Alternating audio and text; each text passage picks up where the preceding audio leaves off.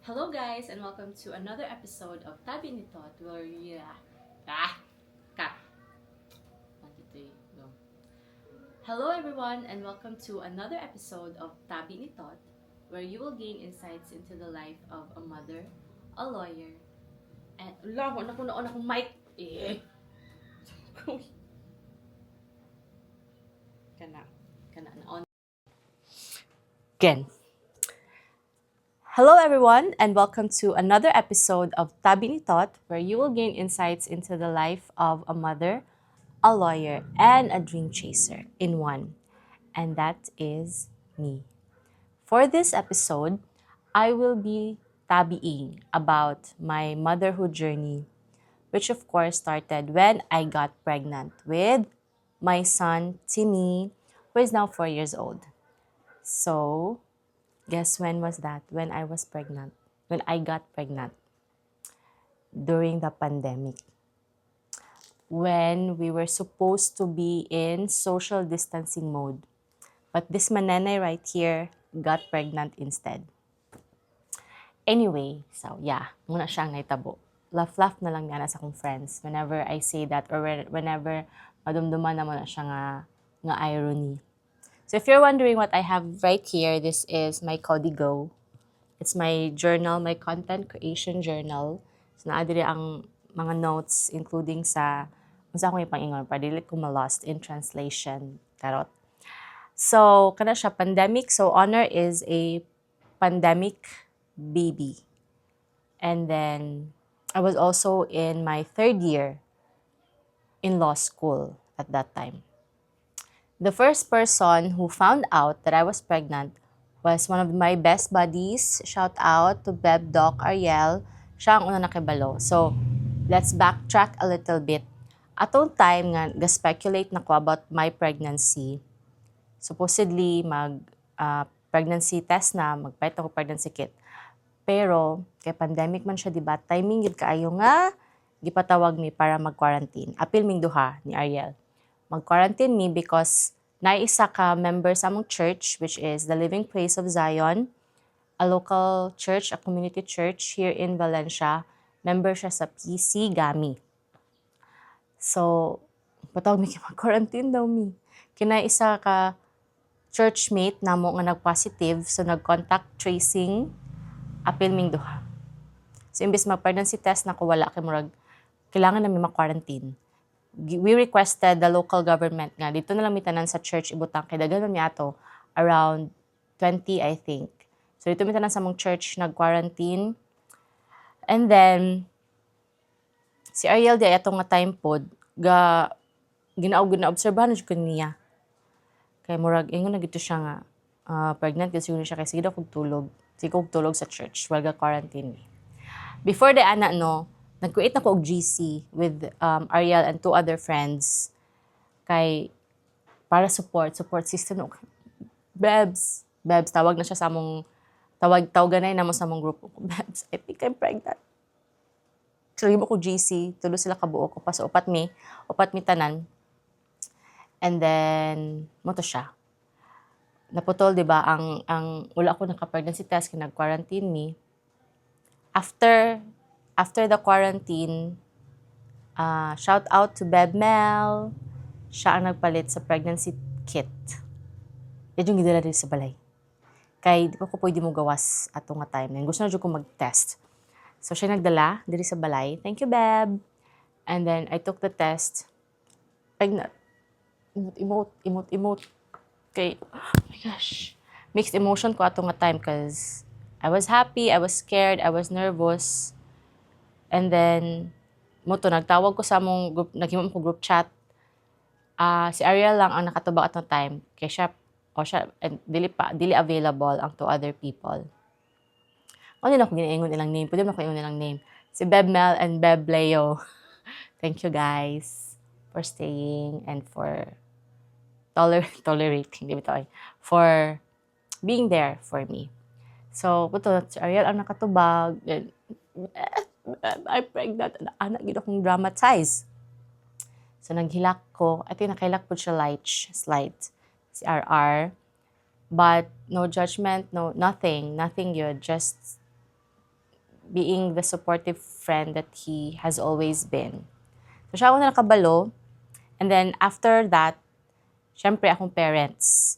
Because ako yung na nga, as long as makabalo na akong parents, I don't care na kinsa pa yung makabalo or unsa pa ang mahibaw-an sa other people. Like the rumors, whatsoever, I don't care na. Basta kay, sa ako ang madunggan sa akong parents, ako ang pregnancy. So kulbaan kay ko. Because how am I going to tell them that I got pregnant? I was in law school and it was the pandemic. Diba? But anyway, wala ko gipaabot og 1 week. So gabi gito nga pag-ampo og pagginhawa og mga lawom for pila ka days. And then mo to, ako sila gipatawag duha si nanay og si tatay. Kubaan na jud kay ko. Ako gud siyang gaka-recall. Imagine ako siya karon. So ako silang paadto sa sala. Alala akong drama. Ako siyang i-reenact. Ako, I love you, but I'm so sorry. I'm pregnant. Ano, nagilak na dayon ko diri. And then, they were also teary-eyed, but wala gid ko nila kasab-an, or wala gid bitay kanang nawong-nawong whatsoever, wala. They told me that they're going to help me raise the child, and ang ingon gid ni nanay kay di gid mi mga yugtabang. Because we can raise that baby on our own. O, di ba? Taray. So, mo to siya. Pagkabot sa akong parents, okay rin kay ko. Wala na din kay ko. Happy kay ko. Murag, katulang yun akong gi-worry, magyud kaayo ang pag-ingon sa akong parents and what they will think. But after that, okay na. Okay na gid kayo. Sige na kong post. Sige na kong post na I'm pregnant, nandako na akong tummy, pero di pa gid ako atong time. Pero kana, inana. And then, after my parents, I also planned and intended good to tell the church, but not the whole church, like the congregation. I told my cell leader, Ate Raya, gihitabangan ko niya nga iingon pod sa among senior pastor, who is Pastora Annie. So, nag-Zoom conference mi ato, tulo, and then naghilaka na pod mi. Pero syempre, ako ang pinakagrabe og hilak. Kay, kulbaan jud kay ko. Kay isa pod gyud sa circumstance mo ato, because I was relatively new to the church, to LPZ. And then, that happened, the pregnancy happened. I got pregnant out of wedlock.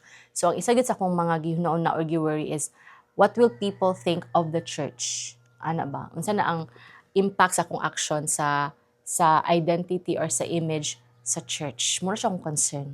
But at the end of the day, dili siya concern dapat.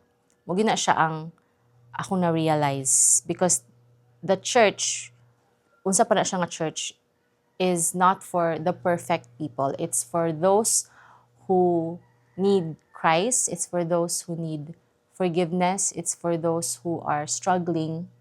So, kana siya. And na-realize po good na ko na siya when we had that Zoom conference with Ate Raya and Pastora Annie. No judgment good. I thought good na maka-feel kong judgment, but it's the exact opposite good akong na-experience.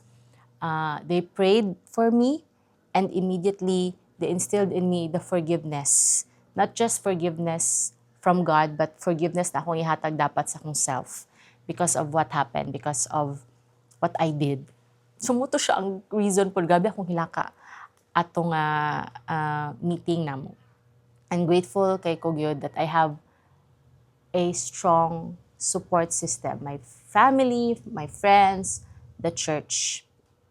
It doesn't mean that they condone the act, but it's telling me that I made a mistake, but I'm not alone in this journey. I'm not alone in navigating this new chapter sa akong life.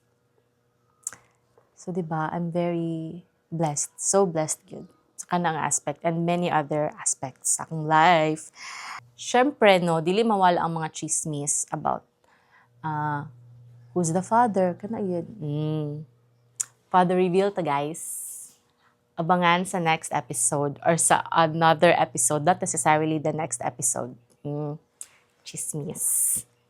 Next na. Sunod na. Not here. Kasi it's about motherhood. Charot! Lahi siya dapat ga episode. Isa siya dapat ka episode. So, next, let's talk about the changes that I experienced. First and foremost, yun is ang sa sleep. As a sleep advocate, no, kanang, if kapoy dapat matulog, if kailangan utulog, matulog, ana jud ko, ana kong mindset. But then, I got pregnant and became a mother, di na jud ka makabuot-buot og tulog. Para sa gusto matulog. If matay mong bata, mata ka dapat. If tulog imong bata, supposedly matulog man kano. But in my experience, ay naman ko'y makatulog ko, but kanang niabot pud siya sa point nga maglisit kog tulog, balag tulog si Honor. Dagan sa kong hunahuna, daghan ko ginahuna-huna. So the sleep deprived gyud ko. And I know that is a common good experience among all mothers, ang sleep deprivation. So kung na siya medyo, isa na siya sa akong mga, bugat ka sa akong heart dawaton nga, di naman ko makatulog, kung sa ako gusto matulog. Di na ako makabuot-buot. Ano sa nag-yung moment nga, naglingkod lang ko, and then, muna akong ginahuna. Like, anani lang yun. Kana siya. Diba? Kaya kana lagi, sleep advocate man ko, pero, sa mo to, medyo, naglisod kong dawat, but I know I have to accept that fact. And then, of course, time. When it comes to time, my time is not just mine, but also sa akong baby, sa akong anak. It's true what they say that if you become a parent, you build your life around your child. You make adjustments. And napigyan ang time. In the previous episode, in the introduction episode, I mentioned about owning my time. But the caveat there is a caveat. The caveat there is owning my time as a mother. So, apil gid ya ang kay Honor sa akong kid. So, my time is not just mine. Kumbaga, kasabot na mga mama, di ba? We make adjustments good. But happy good gyapon kay ko kay nagyapon ko time good for myself, especially lately nga medyo dako-dako na si Honor nga di na gyud siya kailangan pa gyapon tutukan, pero nanagay ma-insert nga mga time for mga me time as a mother. And then of course, mental health, grabe yun na siya og isa na siya sa mga grabe nga impact, no, when you become a mother. Part yun na siya sa ginatawag nga postpartum depression. My version of this is, ang highlight ani is, akong PPD is insomnia. Ang insomnia gyud nga grabe gyud, na di ko makatulog. It became better eventually, but at first, syempre, kahit lang cry, mas grabe imong emotions. I haven't mentioned I know nga, while I was pregnant ni Honor, wala ko nangala sa isa ka specific food. Kaya mo na sa uban, di ba? Asa ni mo na siya gipangala, something like that. In my case, walay specific food. Magsigilon jud kog kaon.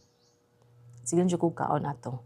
Munang thankful po ko to Bobby, to Honor. Hay og tawag kay Honor. Honor, Timmy, Bobby. Isa na sila ka person, mo sila akong anak. Pregnancy manggod made me reach my kaning ideal nga weight. Pre-pregnancy, struggle gid kay sa ko ang weight gain. Bala usa na og kaon, di ko manambok because dali ra pud nako siya ibawas. Fast akong metabolism. But then katong nagburo sa kay Honor, sige ko kaon. Naglisod na kong bawi. Lisod kay siya bawi. Lisod na kayo magpaniwang. Pero happy ko kay I think I look better nga mas naunuran. And I've also received compliments nga inana nga, tsada kayo, kay naunuran ka. And kabalo sila, it's because I got pregnant and gave birth. Kana siya. So, ano siyang effects ako as a sleep, mental health, physical health. And also, I've noticed when nibalik akong menstruation, wala na rin ko naka-experience of dysmenorrhea. And grateful, thankful ko ana. Kaya gabi ba naka-struggle, di ba? Girls, ladies, ang dysmenorrhea. But after giving birth, although na ay sometimes discomfort, very very minimal na lang siya compared to before. Grabe yun nga mo, yun kaya makabangon. But lately, ever since I got pregnant or ever since I gave birth to Honor, and pagbalik sa akong menstruation, wala lang yun ang yan ang intense nga dysmenorrhea. Next is motherhood, my journey as a mother and as law student at the same time. So as I've mentioned, I became a mother while I was in law school, third year law school. And I'm grateful sa law school. Kay, in a way, it served as a good kind of distraction sa ako, sa akong PPD. Kaya karami tong, tungod kay naa si law school, nga demanding pug kaayo, because law school is a jealous mistress, dili kay ko makafocus pod sa akong emotions and sa mental health. Because I had to study, I had to read. So grateful ko nga naa si law school, nga na timing ba, nga I got pregnant while I was in law school. It's also a blessing that pandemic siya nahitabo nga I got pregnant. Because online ang classes. Naku, may imagine na magsikog travel to Malaybalay, which is a neighboring city. Mag-travel ko sa Malaybalay, whether I ride a bus or even balag mag-drive ko, mag-struggle gapon kay siya nga burus ko. So happy kay ko nga online ang classes ato nga time, pwede ra gyud ko mag-off og cam every now and then if kailangan ko mag-breastfeed kay Honor, if patulugon siya. Kadumdum pa jud ko sa una nga maminaw ko sa lectures kay mag-anana ko sa duyan. Or mag-breastfeed ko siya ha. I remember taking the evidence nga final exam namo. Natulog si Honor, na siya sa akong tapad, na siya sa crib. And then, I was typing. Iba ko kabantay. After sa exam na ako nabantayan nga, nag-drip day ako ang breast milk. Basta na kay ako ang t-shirt. Nung timing kay ito nga, pag-submit yun ako sa exam, nakamata si Honor. Evidence pag yun. Like evidence under remedial law. I love remedial law, but I don't think it loves me as much. Pero diba, remedial law is challenging. It's exciting but super challenging at the same time. I also have to drop some subjects, diba, na-delay. Na-delay ko sa akong menstruation because I got pregnant. Na-delay po ko sa law school. But okay man siya. It was a blessing in disguise.